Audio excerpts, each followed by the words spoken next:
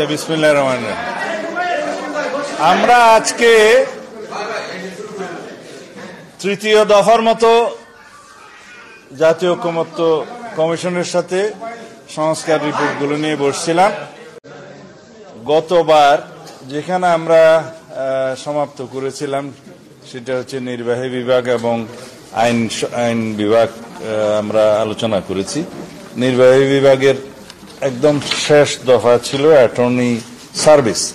Attorney service সৃষ্টি করার জন্য স্থায়ী প্রসিকিউশন সার্ভিসের প্রয়োজনীয়তা থাকলেও আমরা এটা নীতিগতভাবে একমত হয়েছি যে এটা তারাও একমত যে অ্যাটর্নি সার্ভিস করা দরকার জেলা পর্যায়ে, তবে সেটা আইনের মাধ্যমে করতে হবে এবং এটা কনস্টিটিউশনে উল্লেখ করার প্রয়োজন নেই।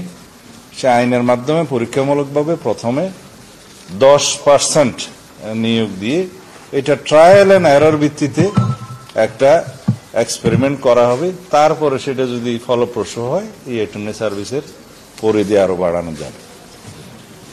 এটা ওনারাও মোটামুটি একমত। বিচার বিভাগ দিয়ে শুরু করি। আজকে যেটা আমরা শুরু করলাম, বিচার বিভাগের প্রথমে আসে সংবিধানের যে অংশটা বিচার বিভাগের, সেটা হচ্ছে আর্টিকেল 94 থেকে আর্টিকেল 117 পর্যন্ত। এখানে 20টা আর্টিকেল আছে। এখানে কয়েকটি আর্টিকেল ওনারা সংশোধন এবং পরিবর্তনের প্রস্তাব করেছেন। তার মধ্যে সুপ্রিম কোর্টের বিকেন্দ্রীকরণ নিয়ে প্রথম কথা হয়েছে। ওনাদের প্রস্তাব হলো যে স্থায়ী বেঞ্চ যেন বিভাগগুলোতে করা হয়। তা আপনারা জানেন যে 8ম সংশোধনী একটা ছিল সংবিধানের, এটা অবশ্য সামরিক শাসক এরশাদের সময়।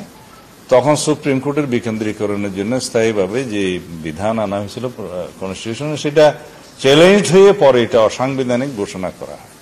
তো সুপ্রিম কোর্টের এটা স্থায়ী হাইকোর্ট বিভাগের স্থায়ী আসন সংবিধানের মৌলিক কাঠামোর সাথে যায় না এবং সাংঘর্ষিক, এবং একটা যেহেতু কনস্টিটিউশনের উপরে একটা জাজমেন্ট আছে তখনকার, এটা বাতিল করার জন্য। তা আমরা বলেছি যে সার্কিট বেঞ্চ স্থাপনের জন্য আর্টিকেল 100 এ প্রভিশন আছে যে এইটার উপরে যেন কম্পালশন একটা আনতে পারি আমরা জুডিশিয়ারিকে, যেন আমরা এখানে কনস্টিটিউশনে একটা প্রভিশন করতে পারি অথবা সাবসেকশন করতে পারি ওখানে, যাতে প্রতি বছর প্রয়োজনীয় সংখ্যক সার্কিট বেঞ্চ স্থাপনের জন্য এখানে একটা বাধ্যবাধকতা আরোপ করা যায়।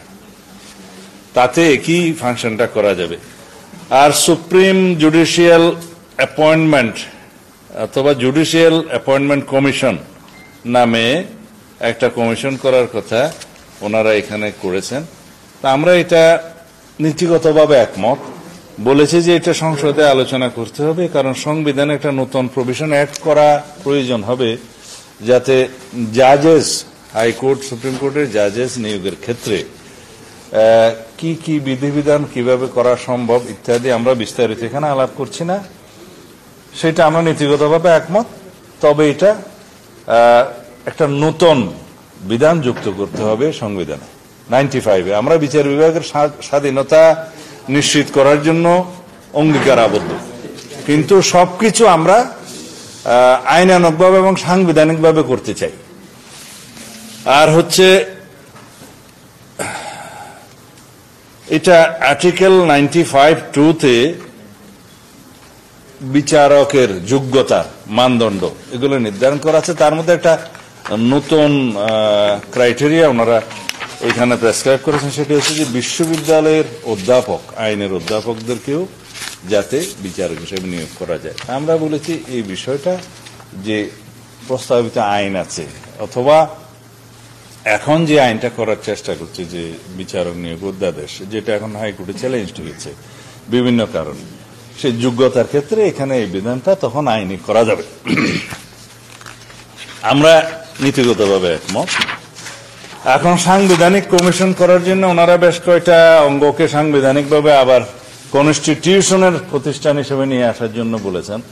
মানবাধিকার কমিশন, দুর্নীতি দমন কমিশন এবং আরো একটা কমিশন সৃষ্টি করার জন্য বলেছেন, যেটা এখন নাই, এক্সিস্টেন্সে স্থানীয় সরকার কমিশন। তা আমরা বলেছি প্রত্যেকটা কমিশনকে যদি সাংবিধানিকভাবে স্বীকৃতি দিয়ে সংবিধান অন্তর্ভুক্ত করা হয়, সেটা জটিলতা সৃষ্টি হবে। বিদ্যমান আইন দিয়ে যেভাবে পরিচালিত হচ্ছে সেই প্রতিষ্ঠানগুলো স্ট্যাটিউটরি অর্গান হিসেবে সেইভাবে থাকা উচিত। তারপরও আমরা বলেছি আমরা আরো আলোচনা করব, যদি এটা সাংবিধানিকভাবে আমরা যদি তাদেরকে স্বীকৃতি দিতে পারি সংবিধানে এনে। এরপরে জরুরি অবস্থা বিষয়ে কিছু প্রভিশন ওরা করেছে, জরুরি অবস্থা জারি করবে, সেখানে ন্যাশনাল কনস্টিটিউশন কাউন্সিলের একটা ভূমিকা থাকবে। আমরা বলছি এখানে ন্যাশনাল কনস্টিটিউশন কাউন্সিলের ধারণার সাথে আমরা একমত নই। আর জরুরি অবস্থা জারির ক্ষেত্রে ওনারা প্রস্তাব করেছেন যাতে মৌলিক অধিকার সহ কিছু কিছু অধিকার যে নাগরিকদের স্থগিত থাকে সেগুলো স্থগিত রাখা যাবে না এবং আদালতে মামলা করতে পারবে।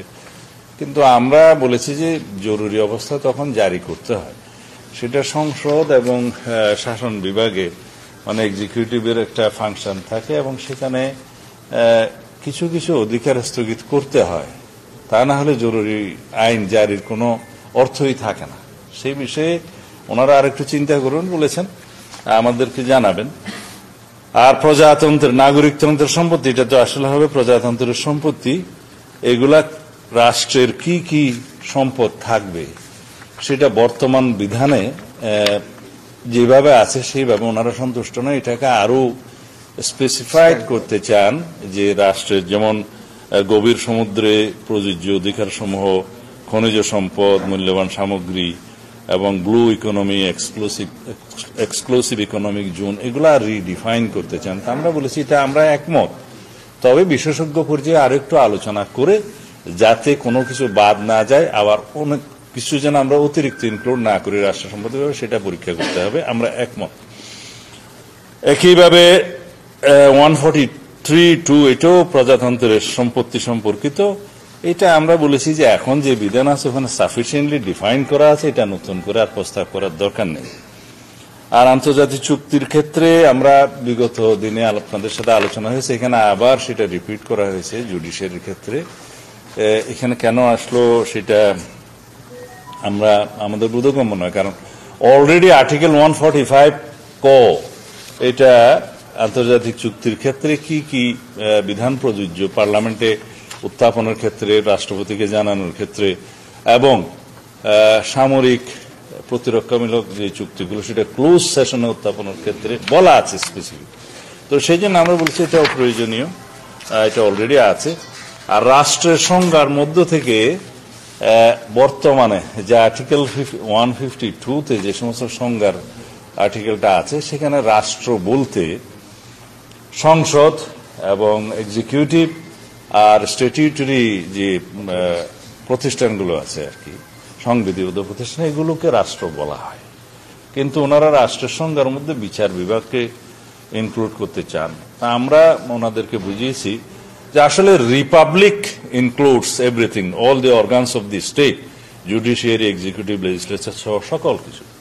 কিন্তু রাষ্ট্র বলতে এখানে রাষ্ট্রের সংজ্ঞা পৃথিবীর বিভিন্ন জায়গার ইনস্ট্যান্স আমরা টেনে দিয়েছি। এই জন্যই রাষ্ট্রের সংজ্ঞার মধ্যে জুডিশিয়ারিকে রাখা নাই, বিকজ সমস্ত মামলাগুলো আপনারা দেখবেন হয় রাষ্ট্র বনাম অথবা রাষ্ট্র আরেকজনকে সু করে, সুড এবং ক্যান বি সুড কথাটা লেখা আছে। তো এইখানে যদি রাষ্ট্র নিজে বিচার বিভাগ হয় তাহলে এখানে কনফ্লিক্ট অফ ইন্টারেস্ট হবে, রাষ্ট্র বনাম জুডিশিয়ারি হয়ে যাবে তখন, অথবা জুডিশিয়ারি বনাম জুডিশিয়ারি হয়ে যাবে। সেই জন্য এটা একটা আইডিয়া আছে, রাষ্ট্রবিজ্ঞানে আরো অনেক বিতর্ক আছে, তো এটা ওনারাও চিন্তা করবেন। তো এটা দিয়ে রাষ্ট্রের তেমন কোনো বেশ কিছু পরিবর্তন হবে এমন কিছু নয়। তো সুতরাং সংজ্ঞার ক্ষেত্রে আমরা এখনো ওনাদের সাথে আলোচনা করেছি, ওনারা আলোচনা করবেন, দেখবেন। এই হচ্ছে সংবিধান সম্পর্কিত আমার কাগজটা দাও, কোনটা? ওইখানে আছে, এটা ধরো। আমি আপনাদের সুবিধার্থে কালকে কিছু হোমওয়ার্ক করে কিছু জিনিস, কোনটা আপনারা হয়তো প্রায় সময় জিজ্ঞেস করেন যে কতগুলো একমত হলেন, কতগুলো একমত হলেন না। আসলে কোন কোন বিষয়ে একমত হয়েছে সেই সমস্ত বিষয়ে অনেক, আপনারা যদি জিজ্ঞেস করতেন যে কি কি বিষয়ে দ্বিমত হয়েছেন সেটা সুবিধা হতো, কারণ আমরা অধিকাংশ ক্ষেত্রে একমত হয়েছি। এখন কিছু কিছু বিষয় আছে যে আরো বিচার বিশ্লেষণ করতে হবে। যেমন আমি প্রথম থেকে বলি, বেশি সময় নিতে পারবো না আজকে। যেমন প্রিয়াম্বলের ক্ষেত্রে সংবিধান যেহেতু আজকে এখন ক্লোজ করতেছি, এরপরে অন্য বিষয় নিয়ে আমরা শুরু করব। প্রিয়াম্বলের ক্ষেত্রে আমরা বলেছি পঞ্চম সংশোধনীতে যা গৃহীত হয়েছে তা, অর্থাৎ পঞ্চদশ সংশোধনীর পূর্বে। তো ওনারা এখনো আমাদেরকে সেটা ফিডব্যাক দেননি, এবং এখানে ওনারা যে বলেছেন যে সাম্য, মানবিক মর্যাদা ও সামাজিক সুবিচার ইনক্লুড করা যায় কিনা, আমরা বলছি খুবই যায়, এটা আমরা নেব এখানে। আর প্রজাতন্ত্রের ভাগে রাষ্ট্রের নাম পরিবর্তনের ক্ষেত্রে নাগরিকতন্ত্র, জনগণতন্ত্রী বাংলাদেশ, সেটা ওনারা বলছেন যে এটা আমাদের কোনো স্ট্রং পজিশন না, সেটা আমরাও মনে করি। আর অন্যান্য বিষয়ে দেখেন, রাষ্ট্রধর্ম, ভাষা, প্রতিকৃতি প্রদর্শন, নাগরিকত্ব, সংবিধানের এই যে 7 ক এবং খ বিলুপ্তি, এটা অলরেডি ভার্ডিক্টে আছে, 15th অ্যামেন্ডমেন্টের বিলুপ্তি হয়ে গেছে। এগুলোর বিষয়ে সংস্কার কমিশনের প্রস্তাবের সাথে আমরা সম্পূর্ণ একমত। তাহলে এখানে 4, 5টা 6টা হয়ে গেল না? আর হচ্ছে রাষ্ট্র পরিচালনার মূলনীতির ভাগে যে বিদ্যমান সংবিধানের আর্টিকেল 8, 9, 10 এবং 12 ওনারা বিলুপ্ত করে এখানে নতুন একটা ভাগের কথা বলেছেন, অন্যান্য আর্টিকেলগুলোকে নিয়ে একটা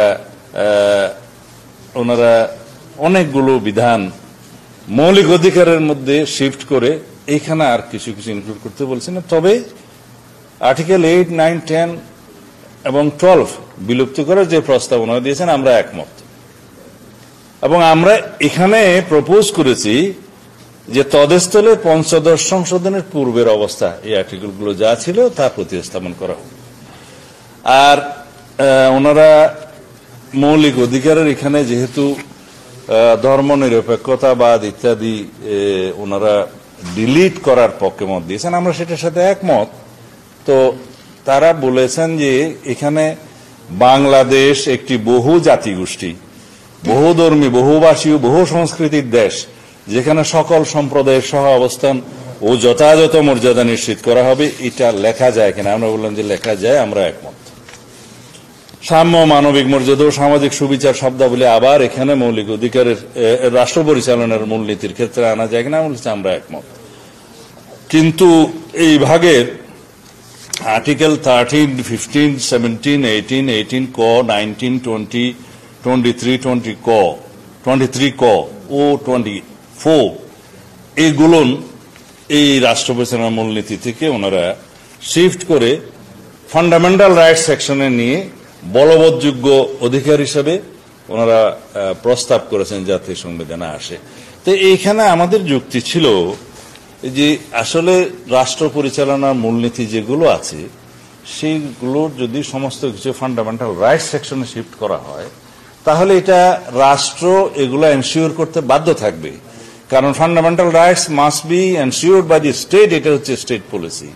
কিন্তু রাষ্ট্র পরিচালনার মূলনীতির ক্ষেত্রে যে সমস্ত বিষয়ে এখানে উল্লেখ আছে, এগুলো সবগুলো যদি বলবৎযোগ্য ফান্ডামেন্টাল রাইটস এর অধিকারের মধ্যে নিয়ে আসি, তাহলে পরে রাষ্ট্রের অর্থনৈতিক, সামাজিক এবং কালচারাল যে সমস্ত রাইটগুলো থাকে আর কি, মানুষের cultural, social and economic rights যেগুলো আছে, এগুলো রাষ্ট্রের এফিসিয়েন্সি এবং আর্থিক সক্ষমতার উপর নির্ভর করে। তো সেই জন্য আমরা বলেছি এটা আপনারা আরো পরীক্ষা নিরীক্ষা করতে পারেন। তো ওনারা বলেছেন যে আমরা ফান্ডামেন্টাল রাইটস সেকশনে আর্টিকেল 26 থেকে শুরু করে আর্টিকেল 47 পর্যন্ত এই সেকশনগুলোতে আমরা ফান্ডামেন্টাল রাইটসে আর কি কি অ্যামেন্ডমেন্ট আনতে পারি বা সুপারিশ করতে পারি, এগুলো আমরা একটা ড্রাফট আকারে দিলে সেগুলো আমরা আবার পরীক্ষা করে আমরা তাদেরকে জানাতে পারবো। এই বিষয়ে এইটুকু একমত হয়েছে। আমি যেমন মৌলিক অধিকারের ক্ষেত্রে নতুন নতুন যে ওনারা যেটা বলেছেন যে রাষ্ট্রের ইন্টারনেট প্রাপ্তির ন্যায়সঙ্গত অধিকার, সকল নাগরিকের জরুরি চিকিৎসা প্রাপ্তির অধিকার, ভোক্তা সুরক্ষা অধিকার, ন্যূনতম ন্যায্য মজুরি অধিকার ইত্যাদি, এগুলো বিবেচনা করা যায় কিনা ফান্ডামেন্টাল রাইটসে, আমরা বললাম যে এটা আমরা পরীক্ষা করে দেখব। তবে ইন্টারনেটের ক্ষেত্রে তো একটা জাতীয় ঐক্যমত সৃষ্টি হয়েছে যে এটা এনশিওর করতে হবে রাষ্ট্রকে অ্যাজ ফান্ডামেন্টাল রাইটস। এখানে মজার বিষয় হচ্ছে যে এটা অলরেডি এনশিওর্ড, শুধু রাষ্ট্রের কাজ হবে এটা যেন বন্ধ না করা। তো সুতরাং এটা একটা অলরেডি ইনক্লুড হয়ে গেছে বলা যায়। আর নির্বাহী বিভাগের মধ্যে আপনাদের যেটা ইন্টারেস্টিং বিষয়, আর 2-3 মিনিট নেই। আচ্ছা, আপনি চিন্তা করছেন যে আমি আবার আপনাদের বিরুদ্ধে বলছি কিনা।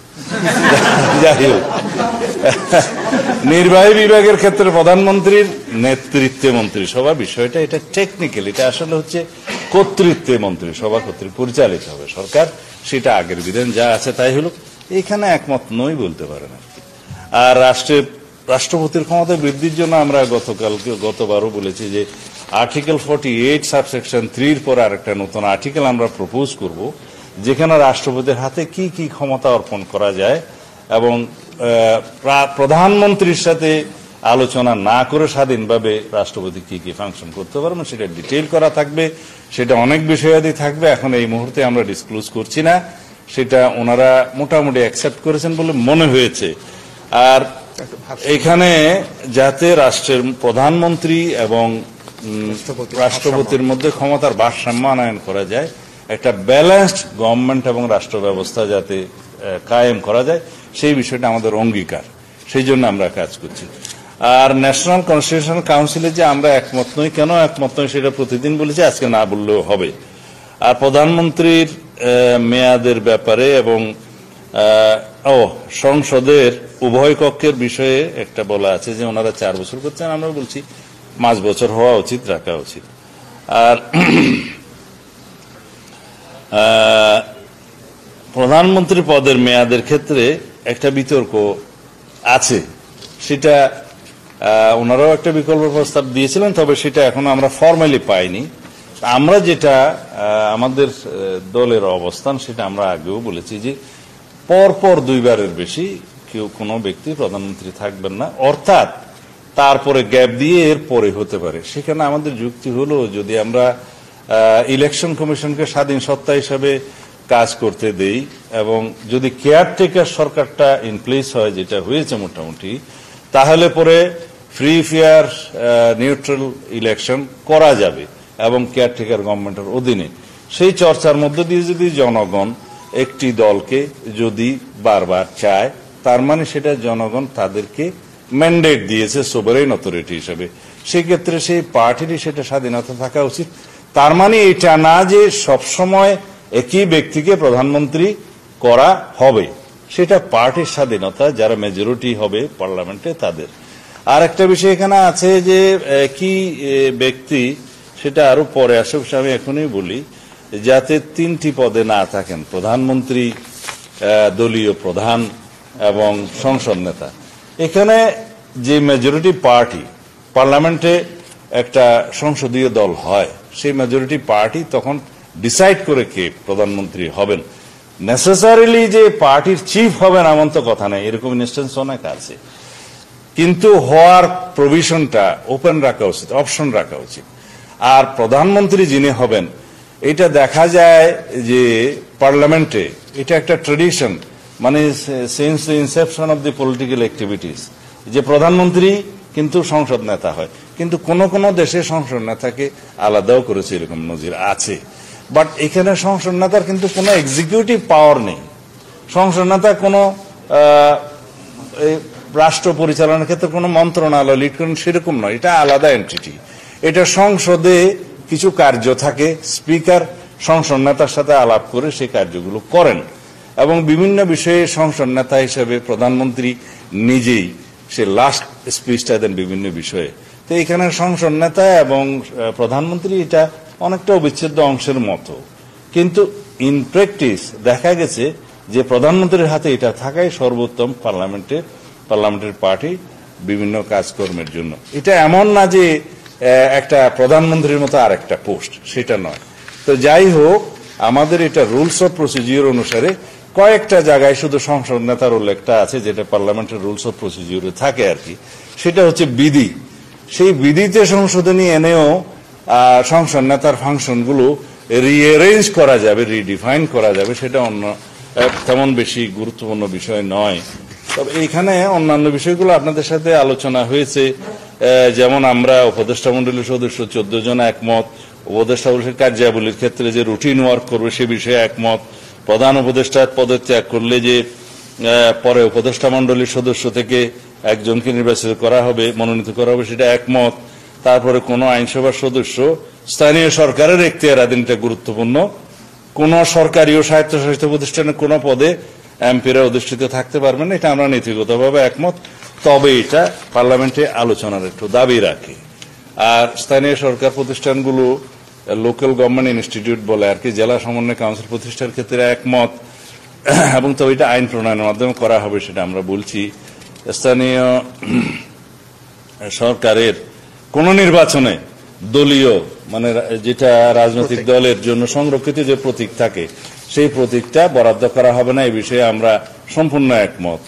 স্থানীয় সরকার, এটা আমাদের দাবি। স্থানীয় সরকার প্রতিষ্ঠানের যে 4টা স্তর এখানে ওনারা উল্লেখ করেছেন, ইউনিয়ন পরিষদ, উপজেলা, পৌরসভা এবং সিটি কর্পোরেশন, এই বিষয়ে আমরা একমত। এখানে আপনি বলতে পারেন জেলা পরিষদ কোথায় গেল, সেটা পরে দেখা যাবে। ওনারা 4টা স্তর করেছেন, আমরা সেটার মধ্যে একমত, 4টা স্তর।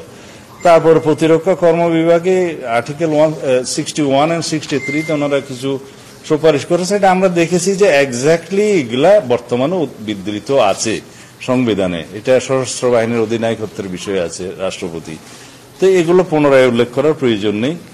আর শৃঙ্খলা বাহিনীর সদস্যদের মানবাধিকার লঙ্ঘনের বিষয়ে এইটা আমরা বলেছি আমরা মোটামুটি একমত, তবে এটা আরো বিস্তারিত পরীক্ষা নিরীক্ষা করা দরকার। যেহেতু শৃঙ্খলা বাহিনী বলতে আর্টিকেল 152 অনুসারে কনস্টিটিউশনের ইট ইনক্লুডস সশস্ত্র বাহিনীর 3 বিভাগ সহ, পুলিশ সহ এবং রাষ্ট্র কর্তৃক আরো যে সমস্ত বাহিনী নির্মাণ করা হয় সেগুলো সবগুলো মানে শৃঙ্খলা বাহিনী হিসাবে আমাদের কনস্টিটিউশনের আর্টিকেল 152 অনুসারে শৃঙ্খলা বাহিনীতে অন্তর্ভুক্ত আছে। সুতরাং ঢালাও ভাবে আমরা শৃঙ্খলা বাহিনীর ক্ষেত্রে যদি একটা এখানে প্রভিশন রাখি, হঠাৎ করে সেটা একটু ইমব্যালেন্সড হয়ে যেতে পারে, সেই জন্য আরো এটা পরীক্ষা নিরীক্ষা করা দরকার। একটা জিনিস ঐক্যমতে আসা যায়, কিন্তু রাষ্ট্রের বিষয়, এটা সংবিধানের বিষয়, রাষ্ট্র পরিচালনার বিষয়, সেটা গভীরভাবে চিন্তা করে সেই জিনিসগুলো সংবিধানে আনতে হবে। আইন বিভাগের ক্ষেত্রে, আইনসভার ক্ষেত্রে আমরা তো আগেই বলেছি যে আমরা দ্বিকক্ষবিষ্ট পার্লামেন্টে একমত। ওনারা সেটার নাম প্রস্তাব করেছেন, আমাদের প্রস্তাব থেকে নিয়ে আপার হাউসের নাম সিনেট, লোয়ার হাউসের নাম জাতীয় সংসদ, আমরা একমত এবং তাদেরকে ধন্যবাদ জানিয়েছে সেই জন্য। আর নিম্ন কক্ষের ক্ষেত্রে ওনারা প্রস্তাব করেছেন যে ফার্স্ট পাস্ট দ্য পোস্ট, মানে যে আগে বারটা পার করলো সেই পদ্ধতি, যেটা বলে আর কি FPTP পদ্ধতিতে সরাসরি নির্বাচনের ক্ষেত্রে, সেটা ওনারা প্রস্তাব করেন। সেটা এখন প্রচলিত, এখন যেটা প্রচলিত আমরা একমত। আর নিম্ন কক্ষের মানে উচ্চ কক্ষের নিম্ন কক্ষের 400 আসন, তন্মধ্যে 100 নারী আসনের জন্য সংরক্ষিত, এটা আমাদের প্রস্তাব ছিল, এটা আমরা একমত। তবে নারী সংরক্ষিত আসনগুলোর নির্বাচন পদ্ধতি নিয়ে আমাদের মধ্যে ভিন্ন মত আছে। আর 21 বছর বয়স যে এমপিদের জন্য, সেটা আমরা ভিন্ন মত পোষণ করেছি। 2 জন ডেপুটি স্পিকার হবেন, একজন বিরোধী দল থেকে, একজন সরকারের, 2 জনই বিরোধী দল থেকে আপার হাউস এবং লোয়ার হাউসে, এটা আমাদের প্রস্তাব, আমরা একমত। এবং সংসদের মেয়াদ 5 বছর হবে আমাদের প্রস্তাব, ওনারা 4 বছর করেছেন। আর আর্টিকেল 70 সম্পর্কে কি আজকেও বলতে হবে? এভরিডে বলে যাচ্ছি, আমাদের প্রস্তাব আগের মতোই আছে। আর সংসদীয় স্থায়ী কমিটির ক্ষেত্রে বিরোধী দলীয় সদস্যদেরকে আমরা বেশ কিছু স্ট্যান্ডিং কমিটি চেয়ারম্যান হওয়ার জন্য আমরা নিজেরা প্রস্তাব করেছি, ওনারা সবগুলো করতে বলেছিলেন, সেটা বাস্তবায়ন হতো না। সেই কমিটিগুলো কোনটা কোনটা হবে আমরা আরো আলোচনার মধ্যে দিয়ে ঠিক করব। এরপরে সংসদের উচ্চ কক্ষ 100 আসনে ওনাদের প্রস্তাব, আমাদেরও প্রস্তাব ঠিক আছে, আমরা একমত। মেয়াদ 5 বছর হবে। আর সংসদের উচ্চ কক্ষের ফাংশন সম্পর্কে নিম্ন কক্ষের পাশকৃত যে কোনো বিল উচ্চ কক্ষে একবার যাবে, 1 মাসের মধ্যে তারা বিবেচনা করে আইদার অনুমোদন অথবা মতামত সহ ফেরত পাঠাবে নিম্ন কক্ষে। এই পর্যন্ত ওনাদেরও প্রস্তাব, আমাদেরও প্রস্তাব। ওনাদের অবশ্য অন্যরকম প্রস্তাব ছিল, ওনারা সংশোধিতভাবে বলেছেন, আমরা একমত হয়েছি। এখন সংসদের উভয় কক্ষের 2/3 ভোটে সংসদের মানে সংবিধান সংশোধন হবে, এই বিষয়ে একমত। তবে এরপরে যে গণভোটের ব্যবস্থা ওনারা বলেছেন, এই বিষয়ে আমরা আগেও বলেছি যে গণভোট সব বিষয়ে হবে না। সংবিধান সংশোধনের কিছু আর্টিকেল থাকে, প্রিয়াম্বল মানে প্রস্তাবনা, তারপরে মৌলিক অধিকার ক্ষেত্রে সেকশন 8 মানে আর্টিকেল 8 এবং 48, 56 এবং আর্টিকেল 142 যেটা সংবিধান সংশোধনের বিভিন্ন উপায় বলা আছে, এইগুলোর পরিবর্তনের ক্ষেত্রে বর্তমানে ছিল না। 15th অ্যামেন্ডমেন্টে তো গণভোট পার করে মানে এই যে আওয়ামী লীগ সরকার বাতিল করে দিয়েছিল, বাট কোর্টের ভার্ডিক্টের মাধ্যমে 15th অ্যামেন্ডমেন্ট যেটাকে চ্যালেঞ্জ হয়েছে ওখানে এসে গেছে, গণভোটকে রিইনস্টেট করা হয়েছে। সেই বিষয় ছাড়া অন্যান্য বিষয়ে গণভোট হওয়া উচিত না। তবে আমরা এখানে প্রভিশন রেখেছি, মানে প্রস্তাব রেখেছি, যদি ভবিষ্যতে পার্লামেন্ট যদি আরো কোনো আর্টিকেল চেঞ্জের ক্ষেত্রে গণভোটের জন্য বিধান রাখতে চায়, সেটা ভবিষ্যৎ পার্লামেন্টের বিষয়। আর হচ্ছে রাষ্ট্রপতির অভিশংসন, আন্তর্জাতিক চুক্তি, আমরা বলেছি যে প্রতিরক্ষা চুক্তিগুলো, সামরিক চুক্তিগুলো, সেটা সংসদে উত্থাপনের ক্ষেত্রে ক্লোজ সেশনটা বর্তমান আর্টিকেল 145 খুব সম্ভবত উল্লেখ আছে, সেই ক্ষেত্রে 145 ক সে উল্লেখ আছে, সেটা ফলোড করা যায়, এখানে বিস্তারিত আছে। আর হচ্ছে অন্যান্য চুক্তিগুলো, বায়োলেটারালগুলো সংসদে পরবর্তীতে উপস্থাপন করা যাবে, সেটাও ওখানে উল্লেখ আছে 145। তো সেটা নাথিং নিউ। আর রাষ্ট্রপতি অভিশংসন প্রক্রিয়ায় যে ওনারা যে প্রস্তাব দিয়েছেন যে উভয় কক্ষের 2/3 ভোটের মধ্যে দিয়ে অভিশংসন হবে, আমরা একমত। ন্যায়পাল নিয়োগের ক্ষেত্রে আমরা একমত, শুধু ন্যায়পাল আইনগুলো যথোপযুক্ত সংশোধন করে যোগ্যোপযোগী করার জন্য ওনাদের যে প্রস্তাব, সেটা আমরা সম্পূর্ণ একমত। এরপরে বিচার বিভাগ নিয়ে আমরা তো আলোচনা করেছি। এখানে স্থানীয় সরকার না, এটা স্থানীয় সরকারের প্রস্তাব, এটা আমাদের আগের দাবি ছিল। তো স্থানীয় সরকারের কোন নির্বাচন রাজনৈতিক দলের যে সংরক্ষিত প্রতীক, সেটা দেয়া যাবে না। ক্যাবিনেট এটা হচ্ছে মন্ত্রী পরিষদে প্রধানমন্ত্রীর কর্তৃত্বে পরিচালিত হয়। এখন ওনারা বলছিলেন যে কালেকটিভলি প্রধানমন্ত্রীর নেতৃত্বে মন্ত্রিসভা কর্তৃক পরিচালিত হবে, তাহলে এখানে প্রধানমন্ত্রীর কর্তৃত্বটা থাকে না। আমরা বলছি এটা বর্তমান প্রভিশন যেটা আছে, প্রধানমন্ত্রীর কর্তৃত্ব শব্দটা থাকা উচিত না। আমাদের প্রস্তাবটা তো আমরা ওই জায়গায় আছি, সেটার মানে হচ্ছে এরকম যে 2 কনসিকিউটিভ টার্মস এর বেশি হতে পারবেন না, তার মানে একাধিক্রমে 3 বার হতে পারবেন না, অর্থাৎ 2 বার হওয়ার পরে তারপরে গ্যাপ হবে, এরপরে যদি চাই। সেই জন্য আমরা বলেছি যে এটা গণতন্ত্রের প্র্যাকটিসটা হচ্ছে যে ফ্রি, ফেয়ার, নিউট্রাল ইলেকশন যদি হয়, যদি কেয়ারটেকার সরকারের অধীনে নির্বাচন হয়, যদি গণতান্ত্রিক নির্বাচনের মধ্য দিয়ে, নিউট্রাল নির্বাচনের মধ্য দিয়ে জনগণ সোভারেন অথরিটি হিসেবে যদি কোনো দলকে আবার মেজরিটি দেয়, তাহলে জনগণের সম্মানে সেটা আমরা বলছি যে এটা ডেমোক্রেটিক প্র্যাকটিস হিসেবে সেই অপশনটা থাকা উচিত। নেসেসারিলি একই ব্যক্তি হবেন সেটা কেন ধরে নিচ্ছে? বিকল্প প্রস্তাবটা ওনারা আমাদেরকে এখনো ফর্মালি দেয় নাই, ফর্মালি দিলে যান না। না, আমরা শুনেছি 70 অনুচ্ছেদের বিষয়ে অধিকাংশ দল আস্থা ভোট এবং অর্থ বিল, এই 2 বিষয়ে ছাড় দিতে রাজি আছে, কিন্তু আমরা এর সাথে যুক্ত করেছি সংবিধান সংশোধন এবং জাতীয় নিরাপত্তা।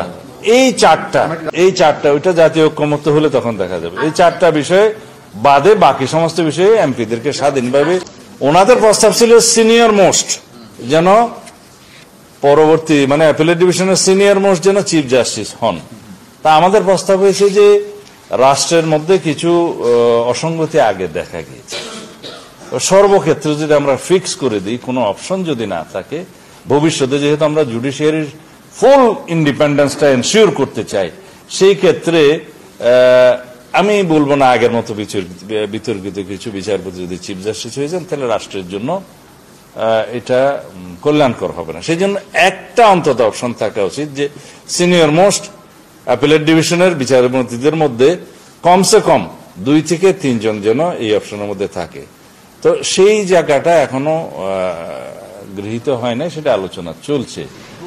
কারণ হচ্ছে আমি বলি যে রাষ্ট্রের মধ্যে necessity makes law, doctrine of necessity, এবং আমাদের বুঝতে হবে যে safety of the state is priority, এটাই সর্বোচ্চ আইন এবং সুপ্রিম ল বলে safety of the state and safety of the people is supreme law.